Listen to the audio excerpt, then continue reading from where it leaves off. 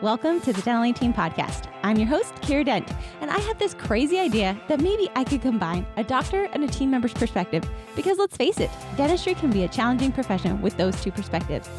I've been a dental assistant, treatment coordinator, scheduler, biller, office manager, regional manager, practice owner, and I have a team of traveling consultants where we have traveled to over 165 different offices coaching teams. Yep, we don't just understand you, we are you.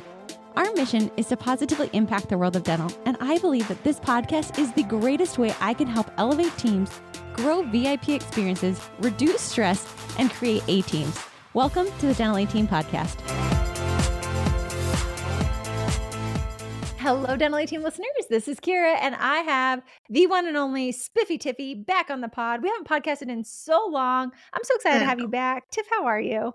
I'm so good. And I wanted to say there's been a couple podcasts where you're like, I'm going to get a new nickname. And I feel like I can't have a new nickname because one, new offices that I've never even consulted before when they sign up with me will be like, Spiffy Tiffy, we got you. So that's kind of fun. And two, I have swag that says Spiffy Tiffy. So it can't change. This is my lifelong name. My boyfriend calls me Spiffy Tiffy sometimes. Literally. I mean, I feel really proud on that. Actually, thanks for sharing that. Yeah. I feel like I named my firstborn child Tiffany. You did. You did. Tiffy. Well, if a better one comes along, I will not be shy and I'll get you new swag. Don't stress about that. I love swag. Listen, the new swag's coming. How jealous are you that I've got the shirt and you don't today? I'm really jealous. I have my water bottle that's that color, my cup that I'm definitely going to find some more of, but I'm super jealous. Yeah. Well, don't worry. They're coming. I have the one that's slightly off-centered. This is a sample one. So everyone who gets swag, it will not be this version. I didn't notice. Well, that's good because I'm always like, just tilt a little bit, make that A dead center. But for all of you listening, Tiff is, Tiff's my go-to. She's been my ride or die. This company, for those of you new to the podcast, if you don't know, I started the company in 2017. That got weird. I actually think it's 16 and you came on 17. Truth. I started in November 16. This is when you know you're getting old, guys. Shoot. I mean, Dental A-Team's about to be a decade. Shoot. That's exciting. So I started in November 2016. I didn't know what the heck I was doing. I literally wrote kirasdentalconsulting@gmail.com and got that. So long. I will never do that again. Dental A-Team is still quite lengthy, but it's cool.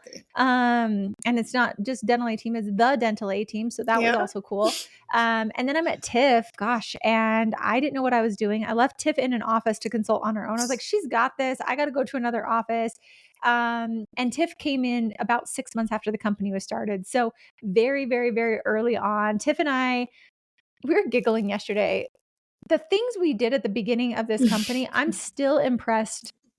I mean, I still think we always delivered great value, but to where we are today, guys, I mean, those who have been with us since the get-go, I'm giving you a gold medal. Thank you for going through it with us.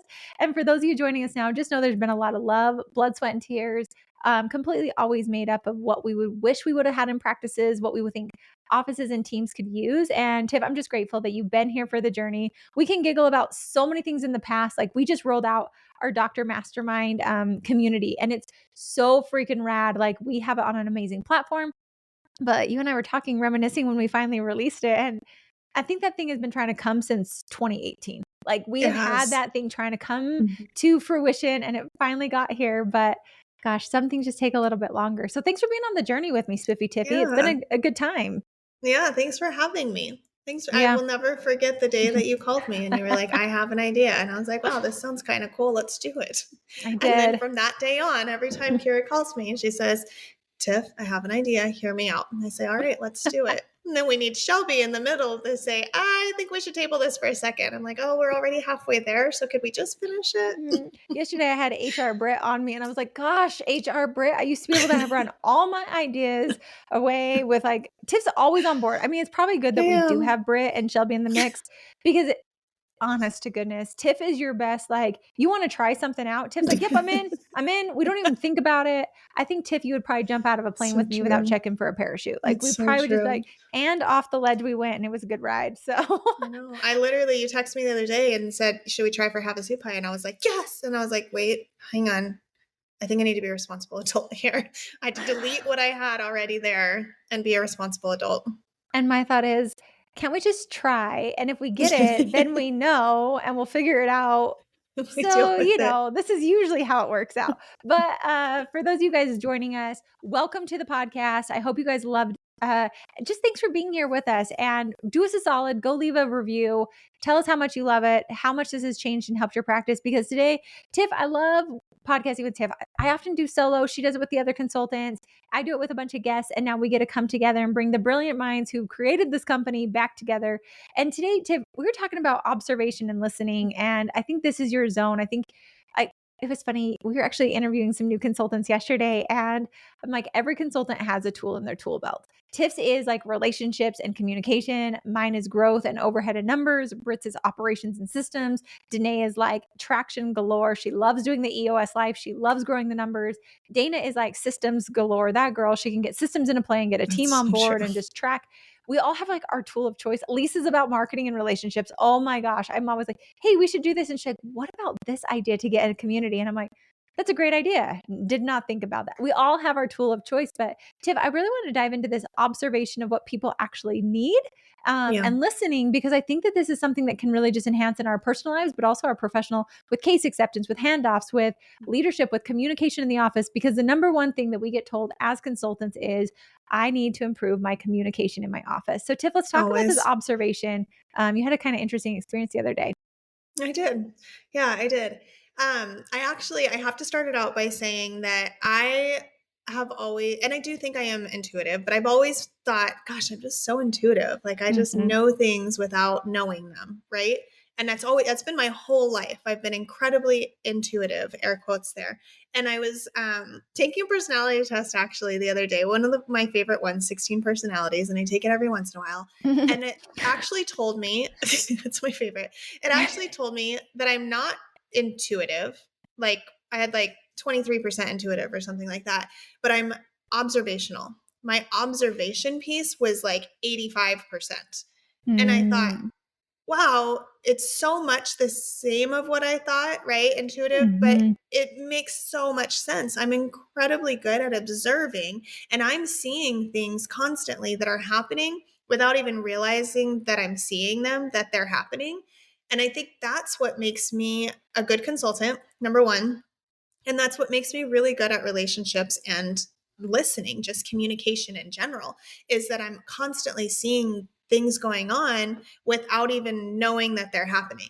And as I'm realizing this in myself, I start paying attention to other people, and I start paying attention to the people around me who are struggling with relationships, struggling with communication, struggling with their business tactics, and, just different people in my life, different clients. And I'm like, oh my gosh, like you're listening, but you're listening to respond, right? So I love teaching active listening to my teams. If you can be an active listener, and I think observation comes along with that, and really listening to understand, listening to see what's needed rather than listening to assume what my agenda is correct. And I think it takes a little bit of skill to get outside of yourself, because we go into everything with an expectation, right? Whatever the situation is, I have an expectation of what that result is going to be, and it's usually self-serving, which is completely normal. But if we can go into situations knowing that that expectation may or may not happen, but I want to learn more, I want to gain more knowledge about whatever the situation is, so that whatever the outcome is, whatever that end result is the one that we need, not the one that I thought we needed. Because oftentimes what I thought we needed isn't actually what we need. Sometimes I'll go into a conversation with a practice and I'll have an agenda beforehand, right? They send me their agendas and they're like, these are all the things, these are all the pieces. And I'm like, I got this. I know exactly what I'm going to talk about. I'm going to train them on how to do their billing, right? And then we get there and it has nothing to do with the billing or whatever I thought it was going to be.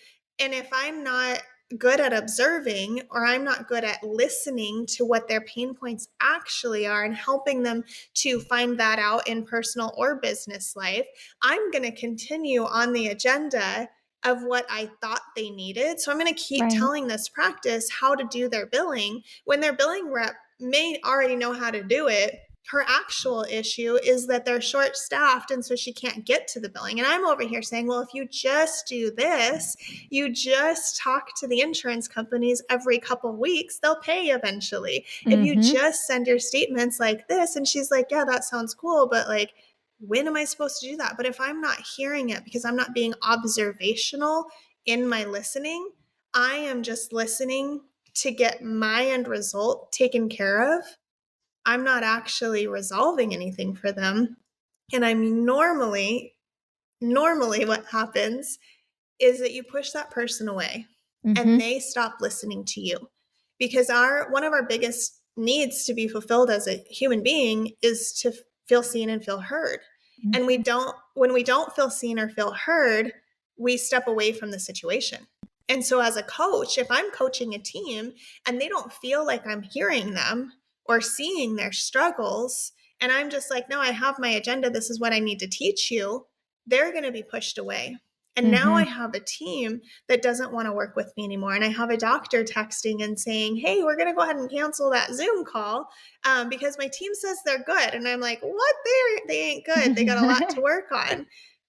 But it's because I didn't listen. I didn't see and hear them. I was not being in observation and learning mode. I was being in, I know everything and I know where I want this to go. And I think it takes a humble person to be able to say, all right, I'm going to put my agenda aside and I'm going to do this. And I think it relates obviously to our coaching. That's a really easy space of life for me to speak on it, but then think about doctors and office managers and leadership and teams and so many practices come to us and they're like, gosh, Kiera, my team won't do what I asked them to do. Why? Right? And well, because you're not listening to them. They have things that they need heard.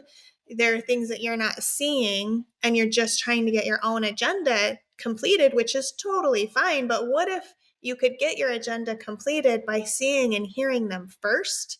And you still get the end result that you wanted because you saw and heard them and helped find the path that they needed to get your end results. And I truly don't think you can get there without being observational.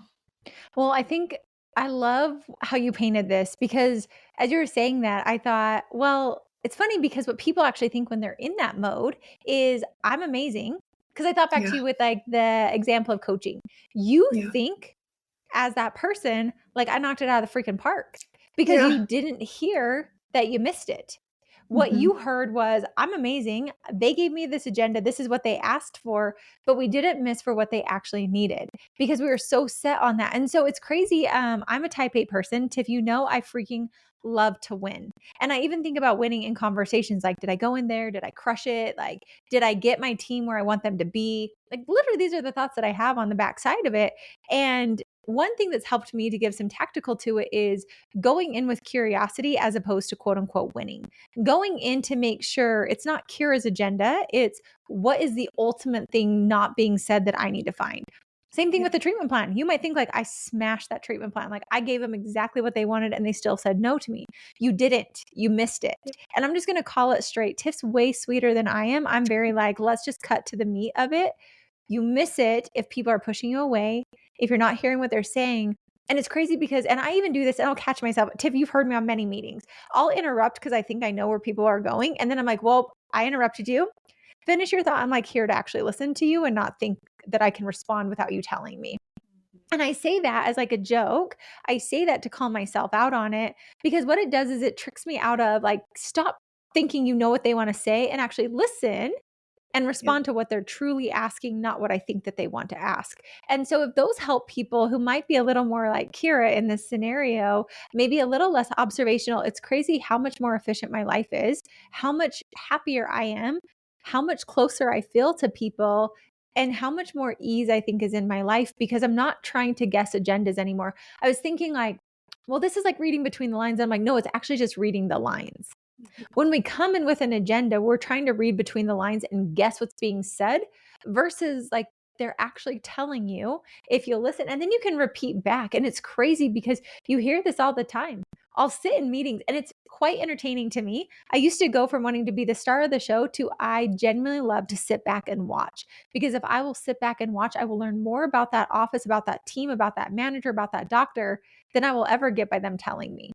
And you can learn so much about a person, but I just thought it's crazy the missed perception of you think you nailed it and you think you took it, and like, shoot, Tiff, she thinks she nailed it. Like, they asked for billing, I'm going to go teach them billing. But that's when clients cancel. That's when patients don't come back. That's when cases don't get closed. That's when team turns over. And so if you're getting those experiences, that's when you feel disconnected from people. And I don't know, Tiff, like, how can people know if they're observing or if they're just responding? How can you be self-aware about that rather than just listening to this podcast and checking yourself? Yeah, you're like, I'm aware now. I know. Got it. I heard them say it. I got this tool now. Yeah, I think and then that's the person who thinks they got it and they actually still missing it. Yeah, I totally agree. I think some of the ways that I check myself, and the ways I know that I have not been in observation mode and I've been in like egotistical Tiff knows everything mode, is in my results. Right. Or if I feel like I'm not connected to someone. I'm really big on connection and relationships and feeling that connection. So I can tell personally, I can tell normally when I don't feel connected to that person, or I'm like, gosh, I haven't heard from them in a while. I wonder what's going on. I can usually tell that way. But for practices and for doctors, for tactical pieces, for patient related items, I honestly think it's in your treatment planning and your schedule. So when your schedule starts slacking, when you've got low case acceptance and maybe high diagnosis or low diagnosis, like I really feel like that's when you're in a space of like, I'm just trying to accomplish something. So I'll see a lot of doctors and I'll work with a lot of doctors.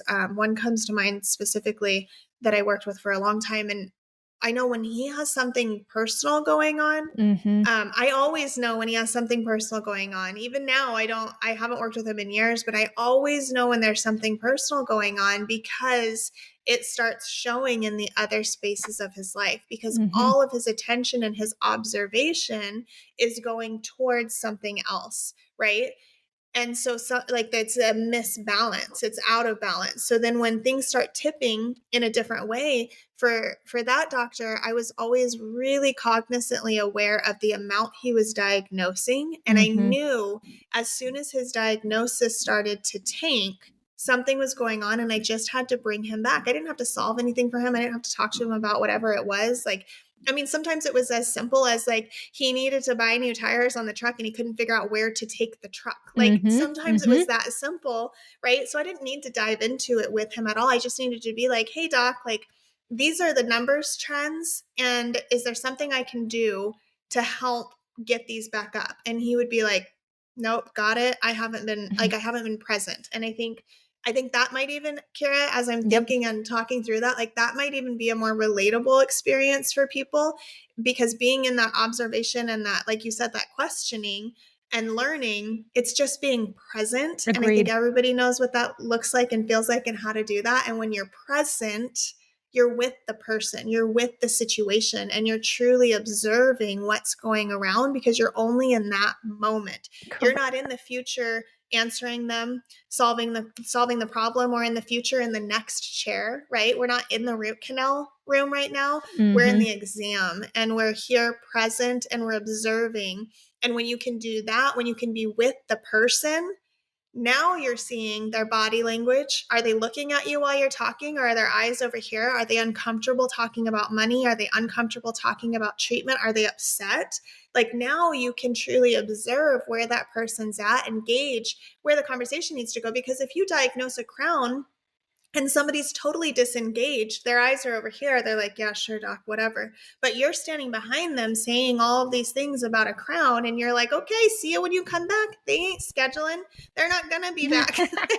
They're Agreed. Over in some other dentist office in their brains getting a second opinion because you weren't paying attention. But if you were observing and you were talking with that person about the problem they were having, you could find out that the real issue they're having is that they're afraid of the dentist and they don't even brush their teeth. I don't know. But Totally. I think that present, that Yes. I think as I was talking, I was like, that's what it is. It's easier for people to relate to being present. Agreed. And I'm so glad you said that because ironically, as you were saying, I was like, oh my gosh, it's when I'm present. When I'm not there, because when I'm present, I'm focused on Tiff. I'm focused on that person. But again, it's being present in that moment. Tiff, I think you did a beautiful job of, it's not me guessing where Tiff's going with the conversation so I can respond in the future. It's truly just sitting here listening and asking the questions and being curious to really gain a true understanding of that. And I think that that's one of the greatest things we can offer people. And something I've done, this came from another coach that taught me this. When you're not there, call yourself out because it becomes entertaining and you can like break the pattern. You can stop yourself from doing it and be like, oh, Tiffy, can you go back? Because I was 100% not listening to you. Yeah. One, it's awkward to have to say that. But two, it forces me to then become more present. And I think asking more questions, because I also think if I know I've got to ask questions instead of respond, I'm way more in tune with listening than I am because I'm going to be asking more questions to really get a grasp of where they're at. So I think those two things could help you. But agreed with you, Tiff. Like, I'm so glad that you dug into intuition because I think so often people are like, well, they're just intuitive. I can never be that way. I'm just not that way. But it's like, no, everyone actually can because it's being observant, it's being present, it's being aware, and then it's listening to understand and not to respond. And I will say that I think that this is a practice. I think it's a muscle. I just hired a personal trainer and I'm freaking sore. And I think about this all the time that I'm like, I have muscles I didn't even know existed in my body that I'm like, oh my gosh, that hurts so bad. I did not know my hamstrings could hurt so bad in my entire life until I hired this girl. And I think about that of like, these are muscles that I'm strengthening, just like muscles of being observant. We're strengthening them and it's going to feel awkward. And shoot, the first time I tried my hamstring exercise, I looked like a downright idiot. And Jason and I were giggling about it because he's like, do you think she just watches these videos and makes us look like idiots? Like, I truly thought that that's what she was doing. No, I just wasn't doing the exercise correctly. As soon as I learned how to do it correctly, whole mother, like I hurt for days after I do it. And thinking about when you learn to really listen and observe, not to respond, not to be right, but to understand the world, I think like I feel like you go from black and white picture to full color. And it's a complete different experience in life. Like I don't know how to explain it, but it just feels like a more rich, a more fulfilled, a more connected. Like I'm saying, like I think that my best analogy is going from a black and white picture that you think is gorgeous to this like full, vibrant, like almost immersed experience that you can't even understand until you live it. So just like me with the hamstrings, I had no clue. I just like was going up and down with a band. And then when she's like, no, you got to like blossom that booty out. And I was like, oh my gosh, I can't walk for a week. Yeah. I couldn't even understand that at the beginning. And I think it's the same thing with being observant. Until you've understood this, until you've done it, until you've done the work, you're not going to get there. So call yourself out, be present in the moment, listen to understand and not to respond, and see how much more you actually hear in this world because you'll hear so much more and you'll feel so much more and you'll see and you'll become that intuitive person because you're actually listening, you're reading the lines as opposed to trying to read between the lines. Those are my last thoughts, Tiff. I don't know if you have any others, but my hamstrings are still sore for the record. Like I'm still sore. So, Yeah. No, I think it just makes life more fun. Like I have so much fun in every situation that I come across because I'm just like, I feel like I'm like a kid in everything. I'm just like, why is this that way? Like, why is this happening? Like, let me learn more. And I was reading a book the other day. This reminded me as you were talking. I was reading a book the other day and she's going through therapy and she's like going through all this stuff. And she realizes finally the difference between sympathy and empathy. And as you're speaking and you're like being present and like it's just a different experience, that's what it makes me think of and I think that's another relatable thing, right? Everybody knows what it feels like to give sympathy, where you feel sorry for someone. You're like, gosh, I feel so sorry for you. Let me help you. That's not empowering to either one of us, right? But if you can be empathetic, you can give empathy where you're like, wow, I can try, but I truly can't even imagine being in your situation. I can't believe that you're going through that. That's empowering. And that feeling right there of giving empathy rather than sympathy that's the same feeling that I get in my body, I elicit when I'm present and when I'm really truly connected with someone. It's that empowering feeling of, wow, like I am in this moment right here, right now. And you guys can create that anywhere. Literally anywhere. I have a doctor who sucks at it. He's so bad at it. He's so bad. And so what I did with him is we got him color coded those bracelets, right? The like rubber bracelets. They're not rubber bands, but they're bracelets. And every morning he's got 7. And every morning he's like, I'm going to do blue today. I'm going to do red. He picks a color. He has to wear that band all day. And when he walks into an operatory, whatever color he chose that day that's on his wrist, he has to find something in every operatory of that color. And he's instantly now in that room. And he's more observant. He's more aware.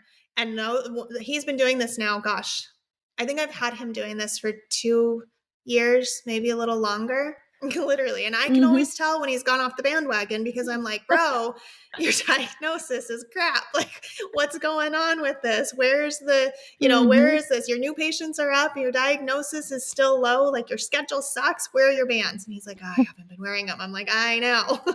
So we all just need to practice. And I think that right there, right? That's your hamstring workout right there, is like, find something that's going to just trigger you to be like, no, I'm actually right here. Because we all have a really, really bad habit of distancing ourselves from the present moment and being anywhere else. That's why social media is so fantastic and why it works so well and why it's so relevant and prevalent in the world, because it takes us to a place that we're not in. And so we're so used to being outside of our bodies and outside of the moment that we're in. Sometimes we just need something to remind us to be right here. If it's a rubber band on your wrist, a different color every day, like, let it be. Whatever it is, just find the thing that's going to work for you, because being that observational, present person, it changes your whole life. Your relationships will be different. Your business will be different. Everything will be better. Yeah. I can't agree more. And I think having people like Tiff in your life, or having a coach in your life like this to help you. I mean, the bands is such a brilliant idea. I love that idea. And I think that that's something I enjoy as consulting, is we try to find a way to help you get there based on who you are, not based on just like textbook. And that's how our consulting has always been, and it will forever be, is very custom to you as a person and custom to what you guys need. But Tiff, thank you for that. And thanks for, I hope all of you just like take the challenge on. Let's see if we can get your life to be in like vibrant color as opposed to that black and white, and how much more rich and fulfilled you'll be, how much more fun you'll have in life, because you're not guessing anymore. So it actually takes the stress out of it, and you can truly just be with that person. And it's a habit. It's a practice. It's a muscle that you're going to develop. So I encourage you to try it out. If we can help in any way, reach out, hello@thedentalateam.com. But Tiff, thanks for being that example to me. Thanks for showing me. Thanks for being a friend who calls me out when I'm not present. I think we all need good friends like that, who are also willing to say like, hey, I'll do it to you, Tiff. I will send you a message on Slack. I'm like, girl, pay attention. Like, I'm talking to you. And you're like, I'm here. And I think we all just need to have people like that will call us out and remind us, because it's easy to get distracted in this world. So Tiff, thanks for being on the podcast today. Always enjoy a good podcast with you. Thank you. I love being here. Of course. And as always, thanks for listening, and we'll catch you next time on the Dental A Team podcast. And that wraps it up for another episode of the Dental A Team podcast. Thank you so much for listening, and we'll talk to you next time.